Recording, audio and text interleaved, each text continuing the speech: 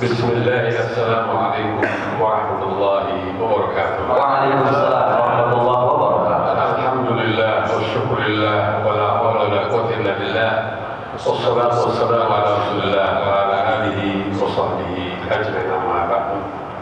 Hadratul masyayikh, para kiai, para asatidz, para alim ulama, para jamaah dan muslimin dan muslimat yang berbahagia. Nabi kita Muhammad sallallahu alaihi wasallam berdakwah di Mekah dan teruskan di Madinah. Beliau langsung mendirikan daulah satu negara, melahirkan aturan-aturan sesuai dengan bimbingan Allah Subhanahu wa taala. Orang apa sekalipun mengatur itu dikerjakan semua. Namun ada satu hal yang dikerjakan oleh Rasulullah. Berkata dia, "Illahu alladziina aamanu minkum walladziina utul ilma darajat." Allah mengangkat manusia yang beriman. Jadi dasarnya adalah iman. Kemudian Allah mengangkat pula mereka yang berilmu. Jadi harus ilmu ini dasarnya didasari dengan keimanan, maka akan memberi masalah kepada umat dan kemajuan umat manusia secara keseluruhan. Kalau ilmu tanpa didasari dengan keimanan bahaya dan menghasilkan hal-hal yang tidak memberi masalah kepada umat.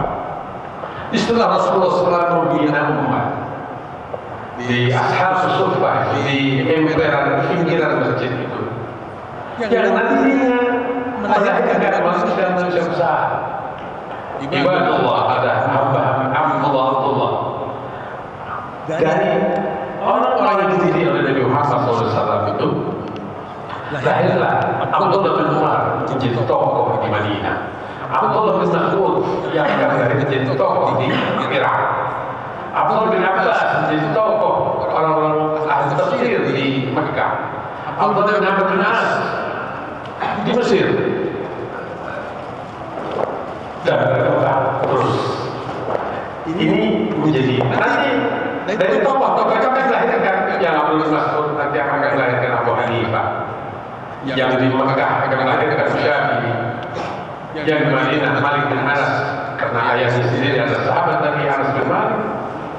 Dan kita lahir ulama-ulama terus berkembang. Dua hal ini berganti. Masa Bani Umayyah, Daulah Umayyah, Abbasiyah dan seterusnya, lahirkan ulama-ulama besar. Lahirkan ulama-ulama besar, terganti di antara ini Sina semuanya kemajuan, tapi tidak meninggalkan agama. Dan awalnya berilmu menjadi saintis, tapi keimanan tetap diikut. Tetapi kalau umat Islam sudah mulai terkecokkan oleh dunia, adalah katanya Pak Yai tadi, mulai umat Baghdad jatuh, Spanyol, Asbania, Andalus jatuh. Tetapi kalau keimanan agama kita berjatuhan, maka dibangkitkan kembali nantinya pada era awal 20. Istilah para ulama apa yang menyebabkan kemunduran umat Islam. Satu di antara ulama yang saya sangat hormati, yaitu Muhammad Abduh. Kemunduran umat Islam karena lembaga pendidikan yang tidak terus lebih baik. Asalnya dia jalur politik, melawan penjajah sama zaman dan lagi. Tapi Muhammad Abduh kita berjuang, tapi kalau lembaga pendidikannya bobrok, tidak akan menghasilkan manusia yang terbaik. Karena faktor daripada manusia kita itu adalah lembaga pendidikan. Lembaga pendidikan. Karena itu apa yang disampaikan Al-Azhar kritik oleh Muhammad Abduh harus diperbaiki lembaga pendidikannya. Gitu ide-ide Muhammad Abduh pun sampai ke Indonesia. Di Indonesia pun lahir Jamiatul Khair. Jamiatul Khair tahun 1901 di Tanah Abang, Jakarta. Berikutnya Cokro Aminoto apa itu? Islam.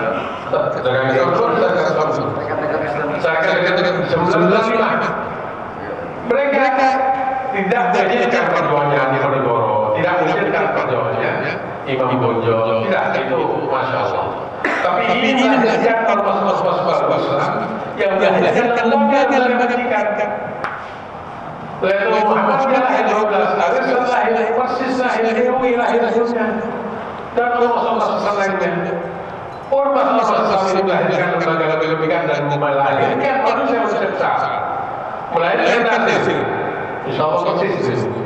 Ya, melahirkan Agus Salim yang tokoh nasional yang menghantarkan kepada mereka.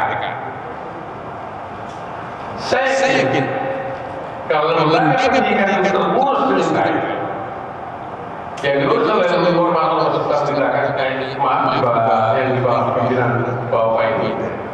Saya umat Islam sekarang cemat-cemat, tapi melahirkan manusia alladzina amanu. Ya, jangan betul imannya, jangan dari buat saja, tapi dasarnya adalah iman. Saya tidak tahu. Hanya kalau lembaga pendidikan itu investasi jangka panjang, tidak bisa sesuai politik. Kalau politik mungkin 5 tahun berkuasa, 2 tahun turun dan lagi. Cepat, tapi cepat saya hilang. Tapi kalau pendidikan, insya Allah mungkin anak dibesarkan oleh beliau-beliau ini.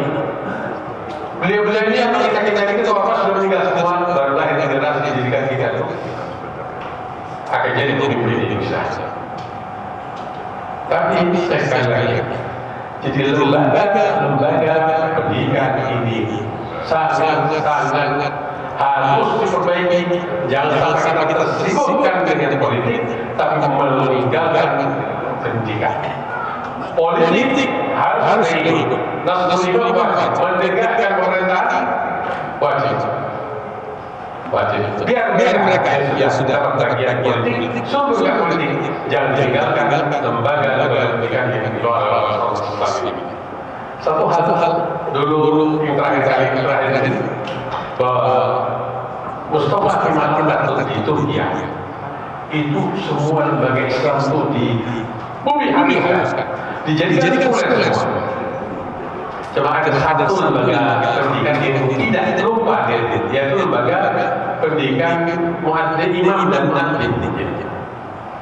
Yang lahir semacam itu orang Erdogan, itu lahir lembaga yang dilupakan oleh Mustafa lahir manusia. Seorang presiden bisa jadi imam, bisa baca Quran dan bagus, masya Allah. Dan alhamdulillah saya optimis bolehlah. Sekarang kita tidak terlalu beruntung, tapi dengan besar banyaknya masjid-masjid dengan indah di Nurul Madinah ini. Dan sekarang banyak imam muda, tapi imamnya masya Allah, hanya senang menjadi imam. Saya yakin umat Islam bisa akan cepat sampai sekarang. Sekian, wassalamualaikum warahmatullahi wabarakatuh. Waalaikumsalam.